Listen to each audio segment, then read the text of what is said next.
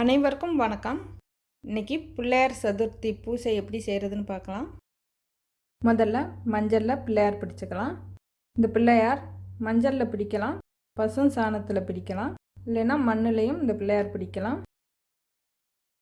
இந்த மாதிரி பிள்ளையார் பிடிச்சிட்டு பொட்டு வச்சு அருகம்புல் பூவெல்லாம் வச்சுக்கலாம். இப்போ இந்த பிள்ளையாரை கீழே ஒரு அரச இலையை வச்சுட்டு அது மேலே இந்த பிள்ளையார் வச்சுக்கலாம். இல்லைன்னா கோலம் போட்டுட்டு அது மேலே அந்த பிள்ளையார் வச்சுக்கலாம். எருக்கம்பூ மாலை கிடச்சிதுன்னா எருக்கம்பூ மாலையும் வைக்கணும். எருக்கம்பூ மாலை, வாசலில் மாவிலை தோரணம் கட்டணும். பிள்ளையாருக்கு சந்தனம் பட்டெல்லாம் வச்சுட்டு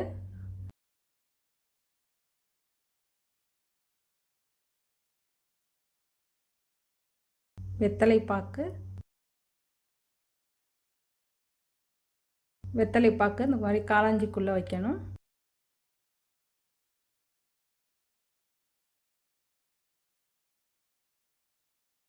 பழம், பூவு, பிரசாதம்லாம் வச்சு நிறைய செம்பு தண்ணி வச்சுட்டு விளக்கேற்றி சாமி கும்பிடலாம். பிரசாதம்லாம் நம்ம விருப்பம் போல் செஞ்சுக்கலாம். கொண்டக்கடலை மட்டும் வச்சும் சாமி கும்பிடலாம், வெறும் பூ பழங்கள் வச்சும் சாமி கும்பிடலாம்.